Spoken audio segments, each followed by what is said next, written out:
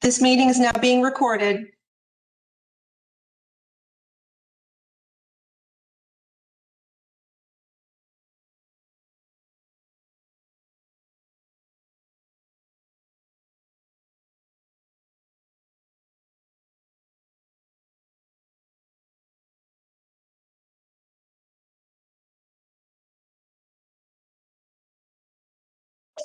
Chris, you're on.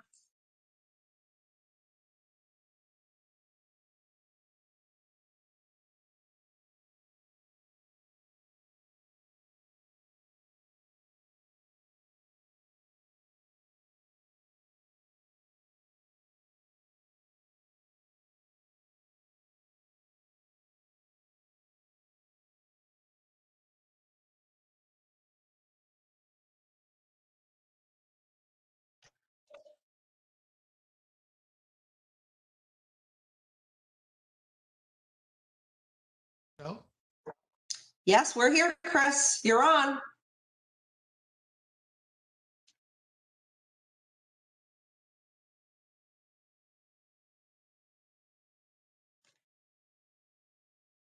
Chris, are you having technical difficulties? Would you like my assistance?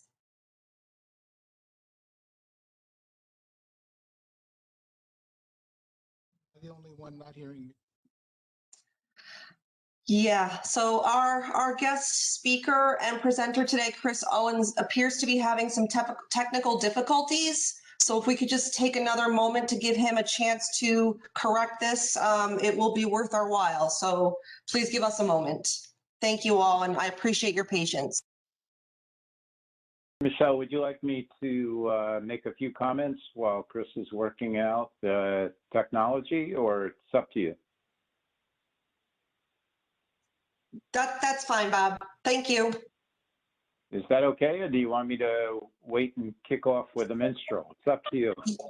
Yeah, we were hoping for him to have this worked out, but apparently there's something going on, so he's going to give me a call. So if you'd like to make your welcoming remarks, Deputy Commissioner Macaron, that would be great. Thank you.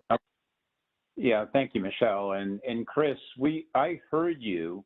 Might have been the earphones, but I heard you, although it was not very loud and clear. So you should know that.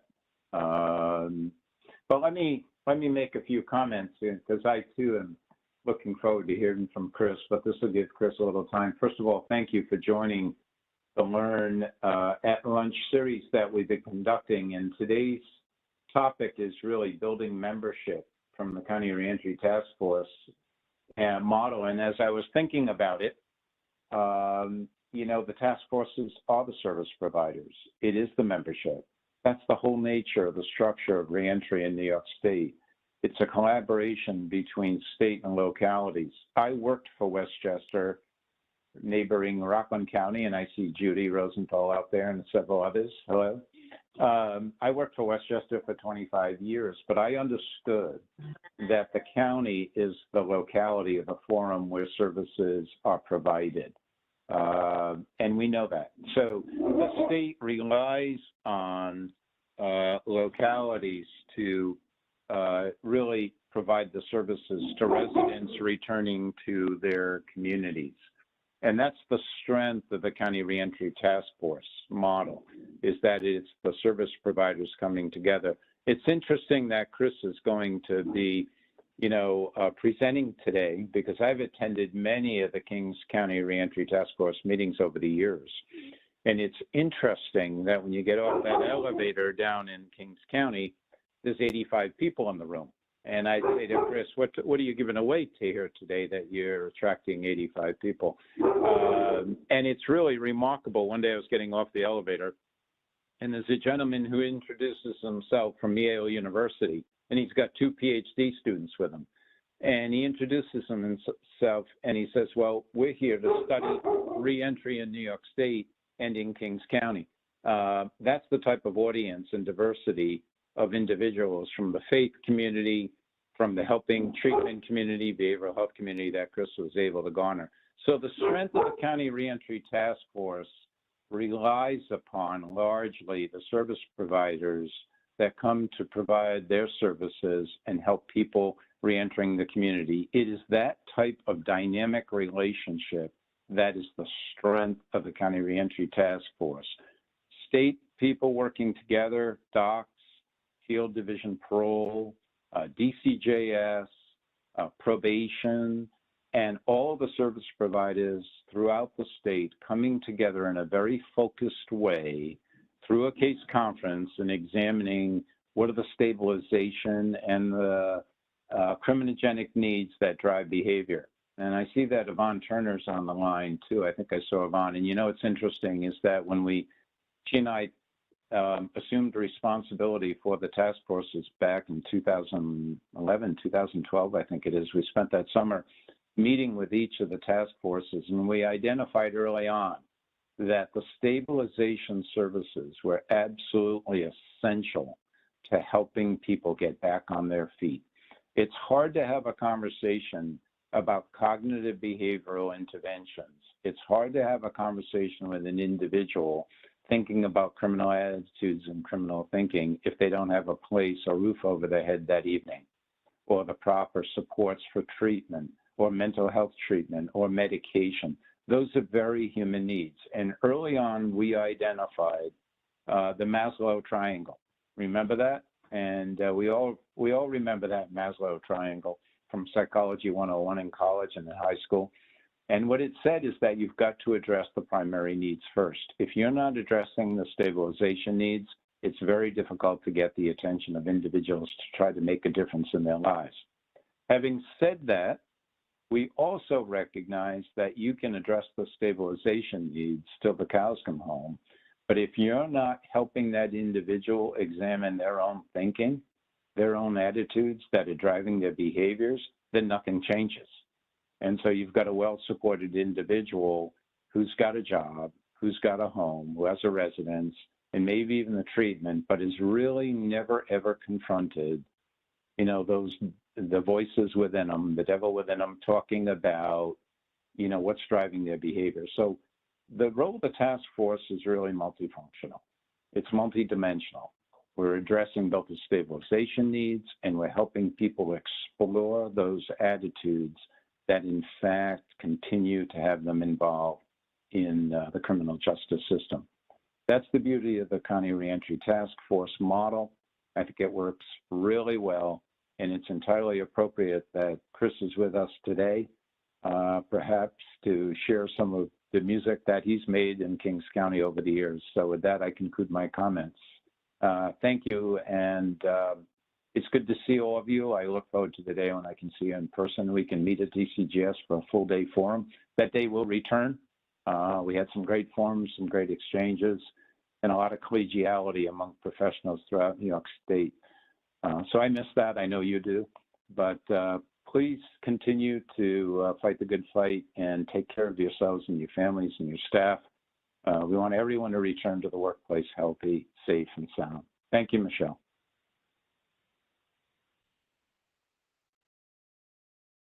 Thank you, Deputy Commissioner.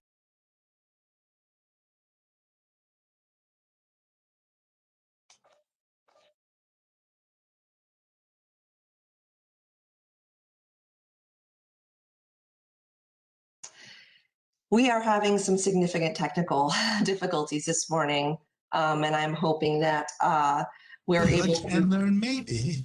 You know you can't go wrong.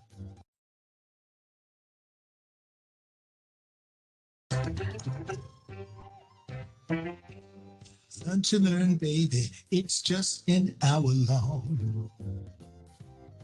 No lunch and learn, maybe. You know you can't go wrong.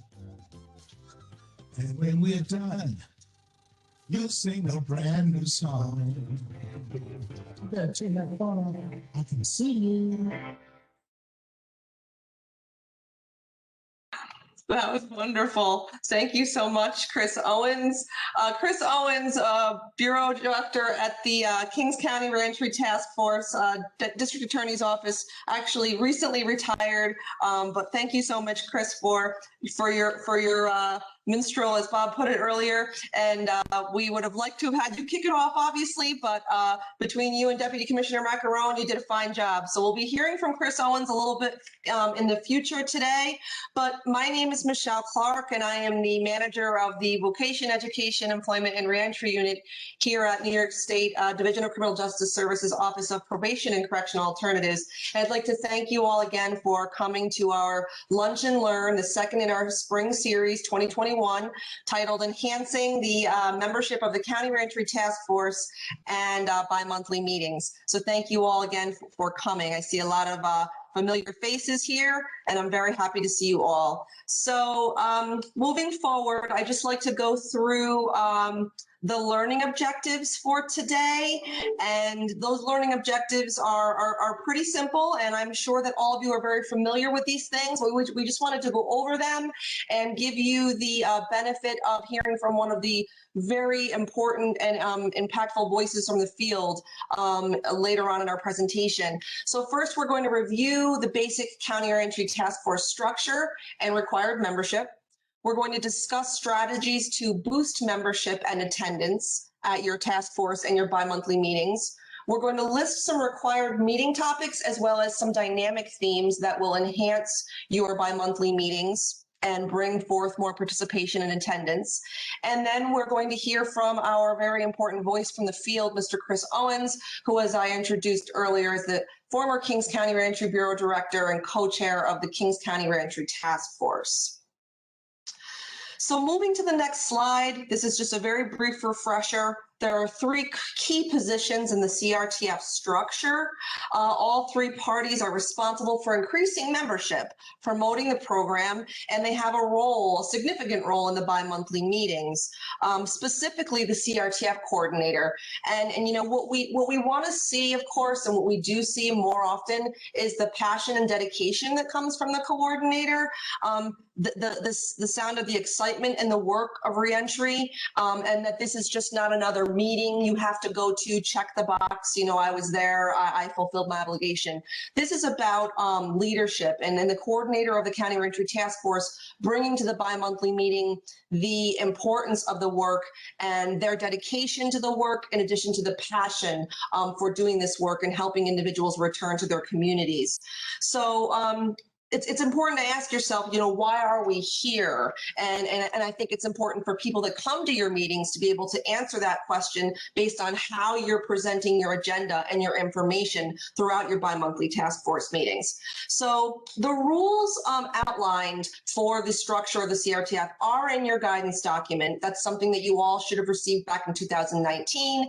And if any of you need a copy of that guidance document, feel free to reach out to your program reps through OPCA, and they will be happy to get you a copy. On pages 10 and 11, it really talks about the structure and the roles of the staff within the County Reentry Task Forces, including the co-chairs. So for the coordinator, they oversee the day-to-day functions of the CRTF. Specifically, the coordinator is required to ensure that tasks, activities, enrollment in cognitive behavioral intervention, as well as employment readiness, completion of those CDIs and employment readiness, that's their role.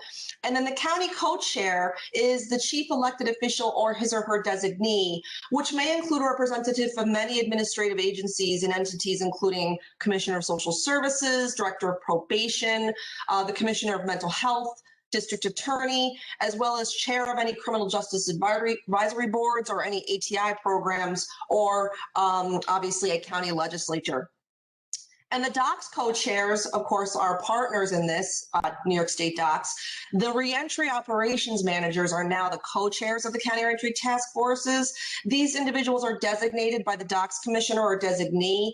And the DOCS co-chair, as our main partner here, ensures the coordination between DOCS facility staff, DOCS field staff or community supervision, and the County Reentry Task Force staff.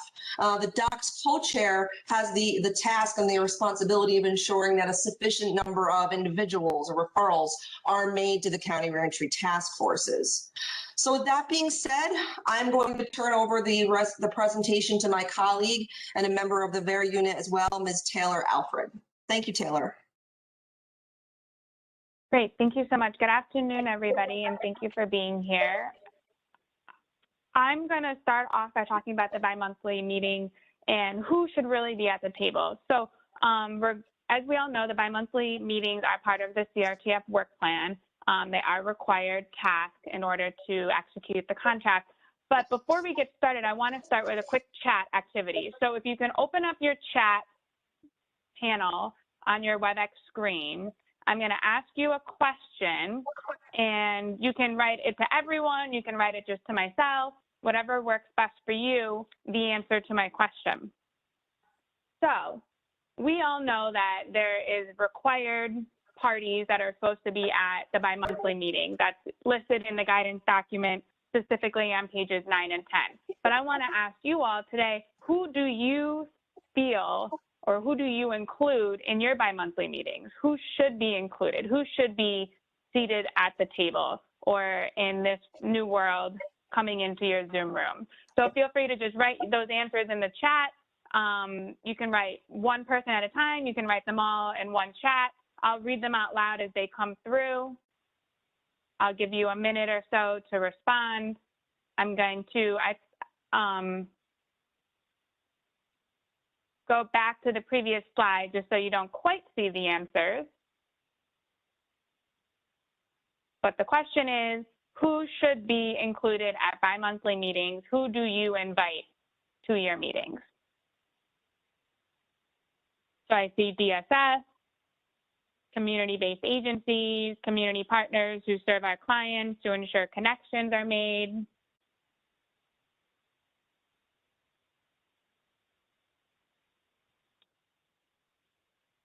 Folks that have contact with our population, substance abuse counselors, let's see, DOL, mental health agencies, peer program, treatment agencies, clergy members, I like that, reentry managers, assistant reentry managers.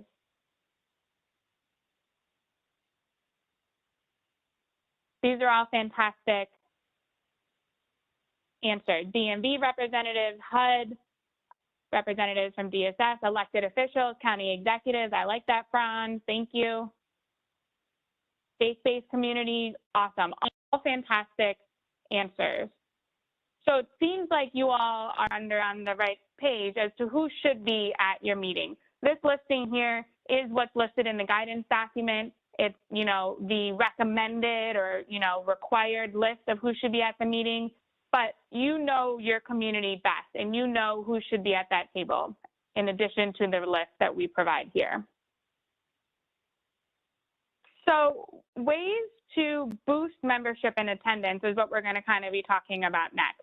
So one of the ways to do that is to think of this bring a friend idea. You could have your current members invite somebody they know, whether that's at their agency or at a partnering agency or at an agency completely outside of their particular scope, to come to your bi-monthly meeting. You could have them, your current member, share that new member's information with you so you can vet them and make sure they're okay. You could do an RSVP link, you could do a registration, lots of ways to ensure you don't get Zoom bombarded by anybody that you're not supposed to have. But that's an opportunity or a way to expand your attendance, is to utilize your existing members to say, hey, do you know someone that would be interested in coming to this meeting? If so, here's how they can attend. I saw in the chat, folks wrote down county executives, legislature. If you're in the city, maybe your council members, your borough presidents, all those individuals are additional people that you could invite to your bi-monthly meeting. Not only invite them, but ask them to speak. And if you do have them speak, put that on the agenda.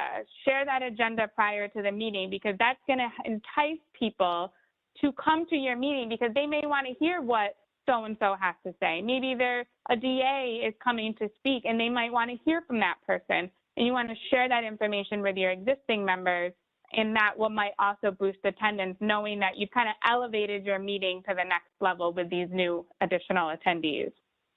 Another way to increase membership is to attend your neighboring CRTF bi-monthly meetings. You know, network with them, see what they're doing, who are they inviting, what are they talking about. Those are all ways you can, you know, borrow and share best practices on how to host a dynamic bi-monthly meeting.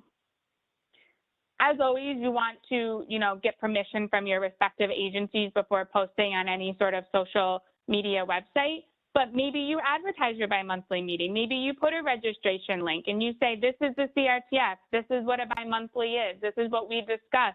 Would you be interested in attending? Sign up here. And maybe that would introduce you to some programs that you don't necessarily know of in your area.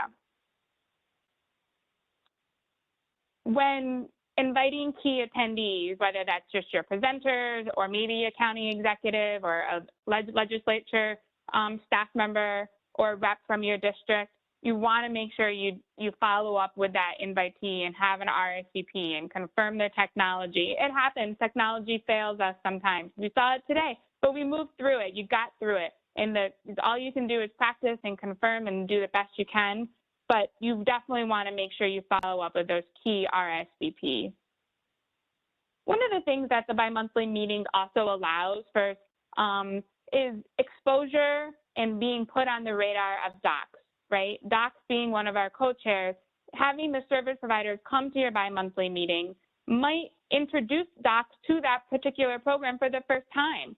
And docs will always vet a program before making a referral to that program, but maybe they didn't necessarily know about that particular program before a bi-monthly meeting. And your bi-monthly meeting links that new program to docs. And that's very important. It also educates docs on who is available in the community and who is doing what these days and how are they delivering their services. So it's really important, as not only for the CRTF to have a bi-monthly meeting, but also as an opportunity for docs to learn and be exposed to various other programs in the community. When it comes to required meeting topics, in the guidance document, there are some required topics, and then we're going to discuss some other topics that can help boost your meeting. First, it's always important and required to talk about your year-to-date outcomes and achievements. You want to discuss any barriers or obstacles you might be running into when it comes to referrals, enrollment in your CBIs and or Ready, Set, Work programs, maybe issues with intakes or technology barriers you might be having with any other service delivery. That's key. You want to make sure you talk about that and you want to do that up front. After that, the meeting should maybe have an open discussion period. You want the meeting space to be suitable for all members to discuss on various topics. For example, maybe somebody's had some issues with housing for sex offenders, or issues with SNAP and food stamps, or maybe having some difficulty finding medication for a certain illness that's really hard to find. These are all topics that could be discussed at a bi-monthly meeting, and you want to utilize your providers and your members to kind of help each other out. Some of the best bi-monthly meetings we've been to have been the meetings where folks ask questions, hey, I'm having difficulty with X, Y, and Z, can anyone help me? And someone jumps in, comes off mute and says, yes, I heard about this way to get that and it works. That's amazing, and that's what we want to see at the bi-monthly meetings.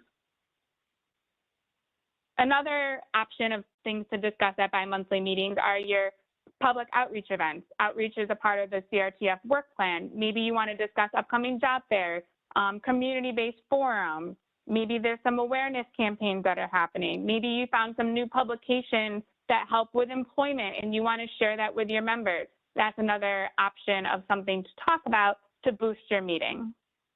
And lastly, like Michelle said, both co-chairs have a role in the bi-monthly meeting. Each co-chair should be provided an opportunity to present, to discuss day-to-day operation changes, maybe discuss barriers or obstacles they're experiencing at their respective agencies, talk about COVID-19 changes or impacts.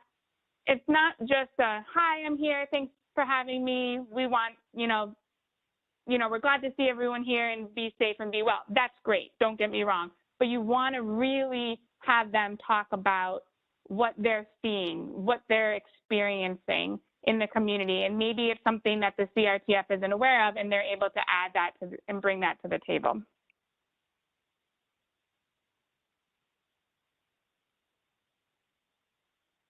Some additional meeting topics that really help boost the meeting, and I keep using that word boost, but it's so true. It's bringing it to that next level.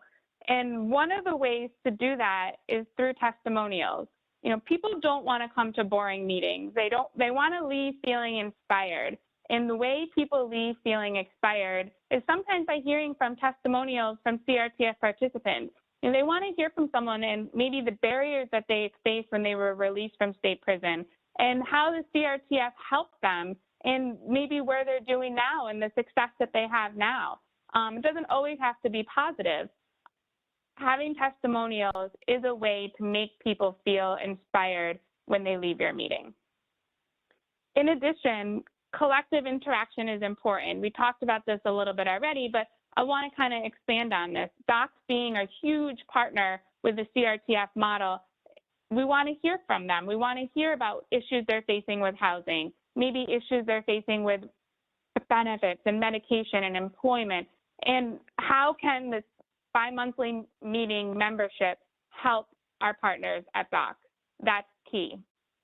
New programs, we always want to hear about new programs. You want to introduce them, give them an opportunity to present, but you have to be cautious, right? It's the concept of feast or famine. You don't want to overload your agenda with too many presenters and people are like, oh gosh, when is this meeting going to end? But you don't want to have enough and people feel like, well, why did I come here? So we recommend 2 presenters, maybe they're 2 new programs. You want to give them an opportunity to present, make sure they're prepared for the audience that they're presenting in front of, and maybe that takes some behind the scenes work to make sure that they're ready to present to this group. But that's always a great opportunity to boost your meetings as well. Themes, we are starting to see this a little bit. Some CRTFs have been having meetings surrounding a theme. Maybe it's a housing, maybe it's education, maybe it's healthcare, and you're selecting your presenters based on your theme. That's just another way to make your meeting more engaging, more dynamic. And folks know ahead of time, I'm coming to a meeting that's talking about housing. This is what I really need to know today. COVID-19 updates. This is something obviously that's new to us. It seems new. It's been over a year now. But you don't always have to go around the room and have every agency provide a COVID-19 update. Utilize your chat feature. Maybe there's just an opportunity at the end. You say to your group, if anyone has any COVID-19 updates, feel free to throw them in the chat. That way your members can copy and paste from the chat the information that they need and they can move on. And you don't have to necessarily budget time in your agenda for going around the room and everyone providing COVID-19 updates. So just a suggestion. And lastly, before I move into the next slide, questions are so important. When you have a presentation and you have a presenter and they've gone through this whole host of information and at the end they say, anyone have any questions? And there's no questions. It just kind of dies, right? You want to, as a moderator, be able to facilitate a discussion. You want to break that ice with your presenter and your members. You may have to come prepared with some questions in the beginning that you know you're going to ask to just generate some conversation, because I guarantee you the question you're asking, someone else is probably looking for that answer as well. So make sure, you have to remember, whether it's the coordinator that's hosting or you're co-hosting with your co-chairs, you know, you are a moderator, you are a host for this meeting, and you need to make sure you come prepared to have that discussion with your presenters. And lastly, before I turn it back over to Michelle and to Chris, some bi-monthly meeting tips. Always share the agenda and the snapshot visually on the screen. You know, be comfortable with your technology to do this. And the reason I suggest this is not only for people to follow along at their own pace, but it keeps people leaving your meeting screen open on their computer. If you don't have anything up on your screen, they're going to minimize the Zoom room and they're going to be doing other things while you're talking. But by sharing the screen, it keeps them focused on the meeting that you're attending. Utilize the chat box as a sign-in sheet. This is something we've shared multiple times, but it doesn't need to be a lot of information that DCJS receives. Name, organization, email address, that's sufficient for us at the moment. You know, but it is important to obtain that information because it helps us see, are the right people at the table? Are you making sure you're inviting the right folks? using PowerPoint slides is obviously a way to keep the meeting going, keep it on track. It's a good way to introduce your presenters. If your presenters have PowerPoint slides, that's great because then you can share that with your members after the meeting. And again, it keeps people from minimizing your Zoom room or your Cisco screen and doing other things during your meeting. So recording the meeting is important not only because you can, if you want, share the recording with your members that can't make it to a particular meeting, but also share it with your OPCA rep that may not be able to attend. It also helps you with your meeting minutes. So I know that's something that is hard to do sometimes and it takes a lot of work, but if you record your meeting, you can do the minutes after your meeting. The meeting minutes don't need to be a novel. It needs to just, be a written record of the meeting, who attended, the topics that were discussed, and the general gist of what they said. We don't need a transcript of the meeting. But this also helps you plan because you may have done a meeting in January and you get to September and you're like, what did we do in January? Who did we have? And the meeting minutes allow you to go back and to see who you did invite to your meeting and what you did talk about. Again, they don't need to be a novel. So with that said, I will turn it back over to Michelle and Chris, and I appreciate everyone being here today. And if you have any questions, feel free to throw them in the chat. We will do a Q&A at the end of the presentation. Thank you. Thank you, Taylor. So it's my pleasure to once again bring you Christopher Owens, a very accomplished executive and board member with about 35 years of success across education, healthcare, politics, and law enforcement. He's been working with the Reentry Task Force since 2014 at the Kings County District Attorney's Office. He was responsible for pretty much revamping and revitalizing the Bureau's systems and operations and hiring new staff. He's a Harvard graduate for his undergrad degree and a Princeton graduate for his postgraduate degree. So he's got a Master's of Public Affairs in Urban and Regional Planning from Princeton. And I'm very happy to bring you Chris Owens so he can share with you the tools of the trade, so to speak, with respect to building a robust County Reentry Task Force membership and delivering really high quality bi-monthly meetings. Thank you, Chris. Welcome. Good afternoon, Michelle. Thank you so much for that really, really flattering introduction. I want to first apologize to everyone for the mess up at the beginning of the meeting. Of course, in anticipation of this wonderful event, I went out and bought a new piece of hardware. And I actually made it work last night, and I did my work on my music, and everything was fine. And then Taylor and I did our little pre-meeting sound check. I could hear her, she could hear me. I assumed everything was fine. And then, of course, in the moment of truth, I couldn't hear anything, and therefore I missed my cue. So that's my first lesson. Whatever you do a full sound check. It's really helpful. And Taylor mentioned that about technology. Stuff happens, and I do apologize. But for those of you who heard the jingle, I hope you enjoyed it. Maybe we'll get to hear it again at the end. So let me divide my quick remarks into two groups, because basically Taylor has walked you through a very, very important, I won't call it a checklist, I'll call it a Bible, a very important Bible of things to think about when it comes to having a meeting. So my two groups of thoughts are boosting the membership and participation and boosting the meeting itself. Because I like the word boosting. I think boosting is good, even if it can mean many different things. So the first thing is building a strong list. You really have to treat your CRTF list as a Rolodex. You need the names, you need the titles, you need the organizations, at least one primary email address, and at least one solid phone number. And the key to that list is updating it regularly. Now, this is the hard part. This is labor intensive, because for all of you in the nonprofit world, as I have been, you all know titles change all the time, roles change all the time, people change organizations all the time. But if you want to maintain those connections, and if you want to take advantage of the fact that somebody went from agency A that was helpful to CRTF mission, agency B that's even more helpful to the CRTF mission, You really have to follow the update. So when you get bounce back emails, you got to look at the bounce back. Is it because there was a problem with the email, or is it because the person left? And if the person left, try and track them down and find out what they're doing. It's worth it. It also is very labor intensive. And I fully realize, because we have the same situation at the DA's office, that we don't always have the staffing that can dedicate itself to such a labor intensive prospect.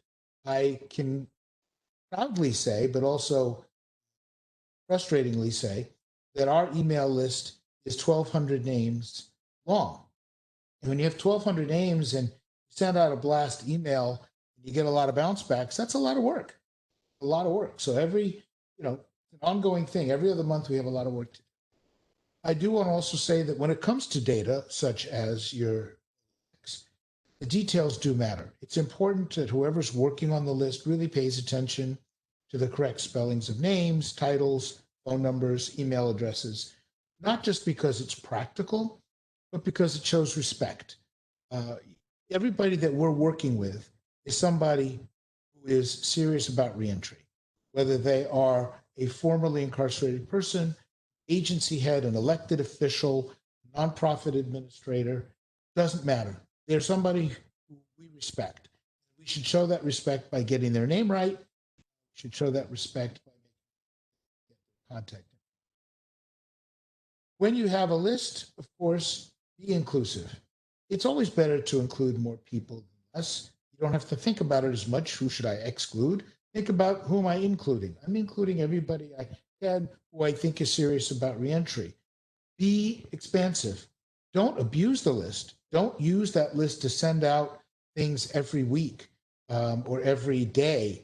Oh, we got this in, we got to send it out. No, don't do that, because people do not appreciate that. It's like you don't appreciate it when you get a million things from one source. So be judicious with the list and time the releases. At the DA's office in Brooklyn, we would try and start sending out a weekly email 3 weeks before the scheduled bi-monthly meeting date. And in those emails, we would try and include as much other update information from providers or anything else that we've found out as possible. There's nothing wrong with including a lot of interesting news in your email. Just don't do it every day. As I said earlier, this is labor intensive. Someone has to do the quote unquote dirty work needed to strengthen the membership. So if you don't have the staff, then get an intern, get a volunteer, but make sure that that intern or volunteer who is dedicated, understands what they're doing, understands the importance of what they're doing, and takes it very seriously. Because after all, they could be somebody who's going to be on that list after they leave, which we've done with several of our interns. They remain on our. That leads me to boosting the meeting itself. Taylor went into great detail and covered many aspects of this, so I'm going to be relatively brief. But I do want to leave this phrase with you. Define your meeting as an edutainment event, not as a ritual. Just because it has to happen every other month, nothing's stopping you from having it every month, but just because it has to happen bi-monthly doesn't mean it has to be regular. Think of it as edutainment. You want to educate people at every meeting, and you want to entertain them. You want your attendees to want to be there, and you want them to want to be seen there as well. It's a little harder with Zoom or WebEx, but certainly when you're doing the in-person meetings, I know that a lot of people came to our meetings to make sure they were seen by other providers, by docs, by whomever, and that really matters. Try and keep that. Secondly, when it comes to your agenda, put your housekeeping matters up front. Get them over with. Get them done within 30 to 45 minutes at the most, because the stuff that you have to talk about, which you should talk about, is stuff that everybody will understand, but at the same time, that's not necessarily the number one draw to the meeting, to hear that we had 12 RSW participants, 3 of whom completed, 5 of whom didn't, whatever. That's important to us, and it's important to everybody who cares about that and is in the know. And it's always important to explain RSW or T4C or any of the other CBIs in detail at each meeting, because there's always someone new who doesn't know. It's helpful to engage them. But at the same time, put that stuff at the front. It also means that if some people are late, they miss talk, the talk at the front. They're not missing the part of the meeting. Do plan to have information presented in the heart of your meeting that is that your attendees are less likely to be familiar. You always want people leaving the meeting saying, I learned something. I felt something. This was a good meeting. That's what you want. You want to tap into your attendees' passion for their work. You're gathering people together who are united in their commitment to improving the lives of clients and communities who are experiencing reentry. Take advantage of that. Utilizing themes was something Taylor mentioned. That's very helpful because the themes can and often are CRTF relevant. So it's not like you have to really make anything up. Almost any topic you can think of has some relevance to reentry for somebody. But at the same time, you don't have to think of it just like that. You can, quote unquote, think outside the bars when you're selecting your themes. And that also applies to how you select guests. We've had individuals present both substantively and artistically who are not directly related to reentry, but are tangentially related to reentry. So for example, there's an organization called Girl Be Heard in Brooklyn. It's a nonprofit. They work with young women, some of whom have been criminal justice involved, some of whom have not, but most of them are at risk in some form or another. It's an incredibly talented young ladies who work with this organization, which is relatively young and trying to get by as a nonprofit in the COVID era. We had some of them read poetry. Why? Because their poetry reflects their perception of the world around them, including all of the criminal justice issues that they have to deal with. And just as that 9-year-old girl who testified at the George Floyd trial, or the 17-year-old girl who did that incredible videotape, just as they have been impacted for the rest of their lives by what they saw, so are many community members impacted by what they see happening to people experiencing reentry or to families of people who are experiencing. We should never forget that our communities are impacted in ways that we don't even think about on a daily basis. Your guest presenters bring their passion and their knowledge. Let it flow. Be diverse. Let it flow. As creative as you can. I will also point to another example of what we've done, and I encourage you to do the same thing. I am positive that in every county, there is some organization, some group, whether it's in a church or a designated nonprofit, that works with the arts and has either already been working with folks within the incarceration system or going through reentry, or would be interested in working with folks who are experiencing incarceration. Get that group or those groups involved with your meetings. Have them do presentations as part of your meeting. When we're back in person, if it's a place that does graphic art, put the graphic art on the wall so people can see it as they come in and prompts discussion. It's people who do music, have them perform. In New York City, we have used music on the inside, MOTI, fairly regularly in the past year to have somebody who's formerly incarcerated or has experienced incarceration some other way perform at several of our meetings to close out our meetings. And it's been wonderful. It changes the whole feeling. And of course, with COVID and Zoom, it helps to lift people's spirits as well. So I encourage arts, because it gets overlooked by many of us because we have so many needs chained directly to stabilization. But the arts are our soul. So it can help people's peace of mind and frame of mind. Last but not least, and this was also mentioned by Taylor, use a moderator in your meetings. When I say use a moderator, I don't just mean, okay, the co-chair is the moderator. That may be fine. That person may be perfectly suited to be moderator. They may be comfortable speaking in front of people. They may be smooth. They may have good jokes. They may know how to keep a conversation going, how to cut people off.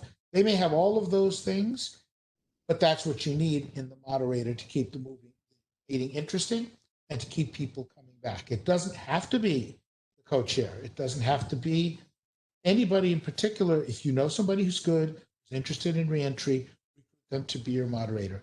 Give them questions that they can use to prompt the questioning of guests. You know who your guests are in advance. You know what they do. You know what they're going to be talking about. Have a starter question. That's what we do as icebreakers, in many other groups. Do it here so that people feel comfortable asking questions, and don't be afraid to challenge your guests. We had a situation recently where somebody wanted to present at our meeting, and they were a relatively new provider. I first spoke to them a number of months ago, and they said, "Oh, can we present?" I said, "Sure, of course you can present." And then I said, "Can I see your website? And can I, get an idea of what you do?" And I'm not naming any names, but suffice it to say that website was not adequate. It was not something that if I referred you to this organization and you went to that website, you would either learn what you needed to learn or be impressed. And I told them that. I said, "Hey, you guys aren't ready. You're not prime time ready." When our providers and when docs and when all the other folks start going to your website, they need to be able to know that they can send somebody to your organization and stuff will happen that's the right stuff. That has to come across in your marketing materials, just like it has to come across in your presentation to the group. So we worked with them and they ended up presenting and it went fine. But the bottom line is, don't be afraid to hold people accountable. When you have a presenter that's talking about a difficult topic, it's difficult. We had a forum, we had a panel, this was about 2 years ago, where we had 5 reverends, 5 pastors or former pastors from Brooklyn talking about the lack of involvement of houses of worship in reentry. And these folks were very honest and very straightforward, did a wonderful job of explaining the challenges they face, to get people involved with congregations to be forgiving and understanding and less afraid. That was an incredible discussion, but it started with a very difficult question. The first question was, person X, how come your church isn't open every day for people who have reentry needs? And that led to a vigorous discussion, a great discussion. Don't be afraid. Don't be afraid. It's very So on that note, I will say thank you very, very much to Michelle for inviting me to make this presentation. I will also engage in one shameless bit of self-promotion.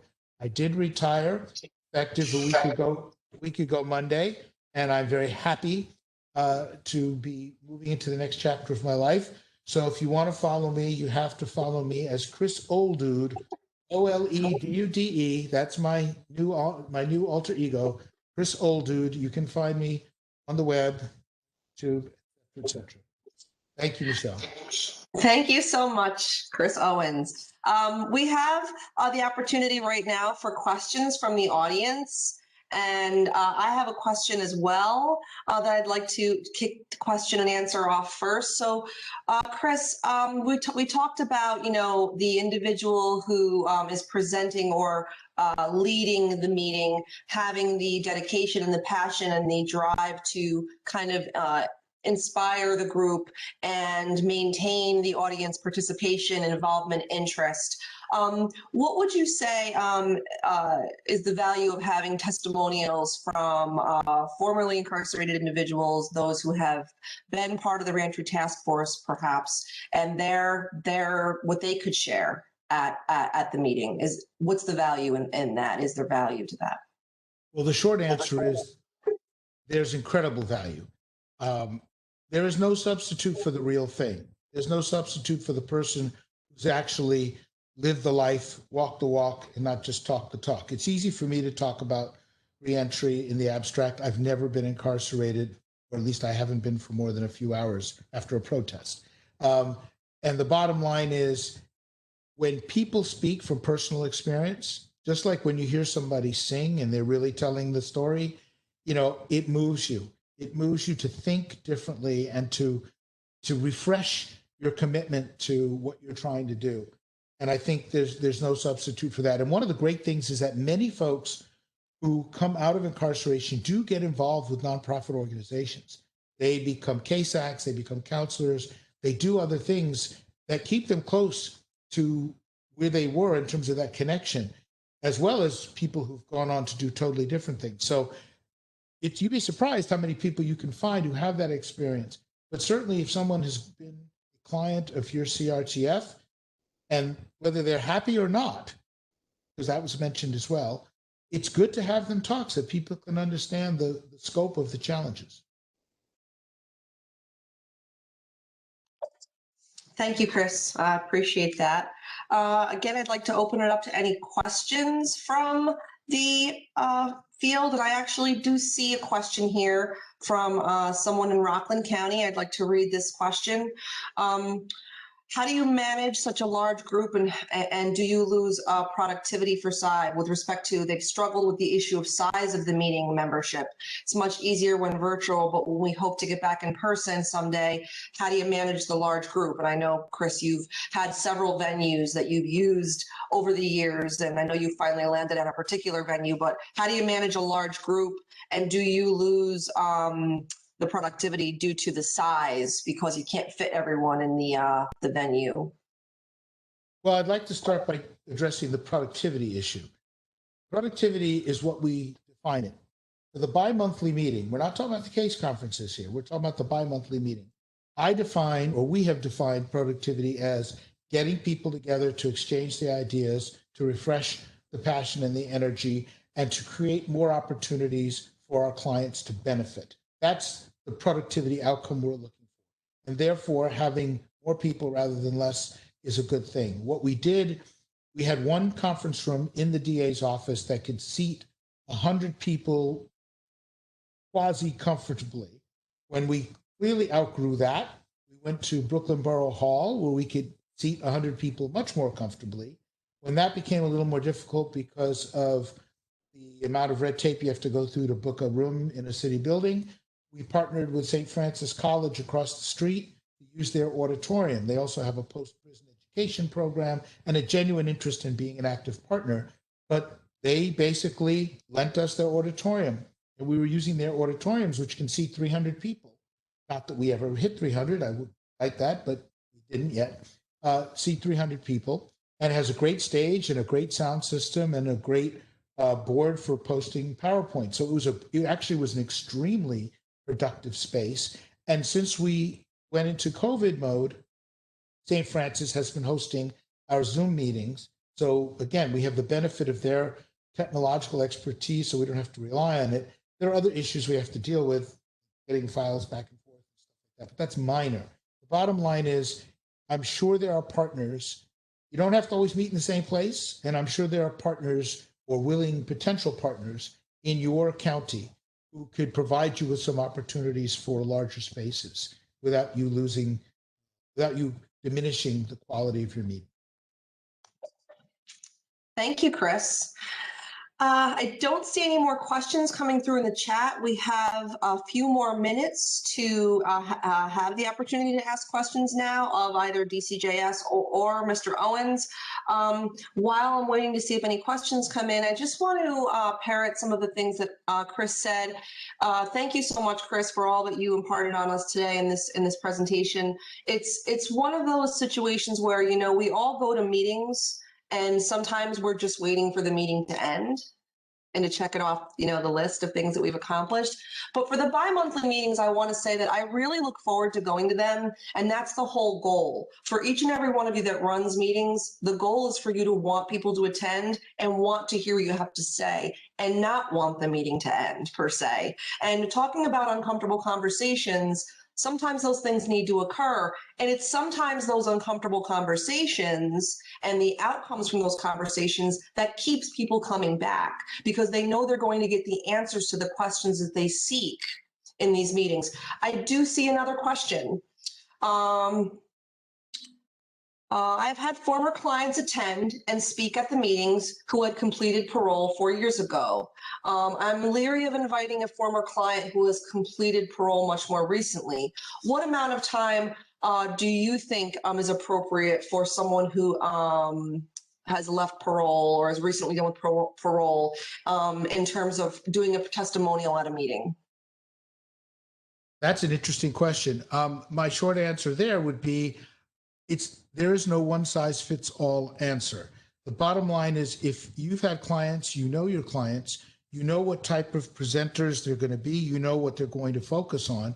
And frankly, there's room at the table for all perspectives as I see it. So if someone was only in for a short period of time or came out very recently, the freshness of what they've endured has value, because let's face it, if you're a case manager, particularly if you're a new case manager, and you see somebody right after they've come out, you're not dealing with somebody who's been out for 4 years. You're dealing with somebody who just got out. So let's share whatever the intensity is that comes from the fresh release, so to speak, of a person, as much as we appreciate the wisdom of somebody who's been out longer and has had more time to stabilize and sort some things out. I think there's room for everything. But in the end, you know your client. So if you know your client to someone, and I'll just be blunt, you know your client to somebody who is long-winded and can't be reined in, that's not the person to have present at the meeting, as opposed to write down something that they wrote and have somebody else read it. I mean, honestly, I'm just being blunt for a good meeting. But you know your client better than I do.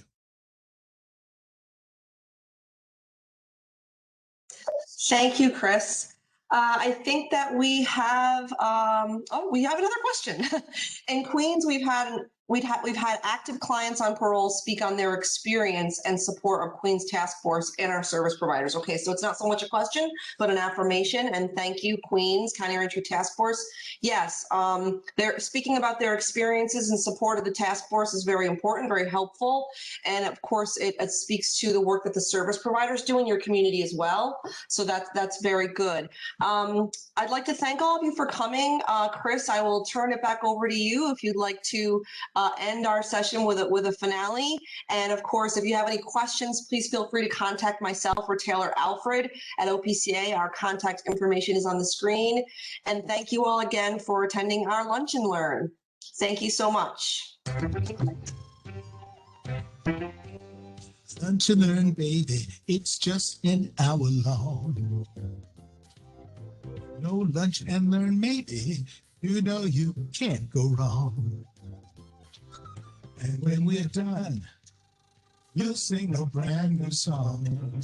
You better turn that phone on. I can see you.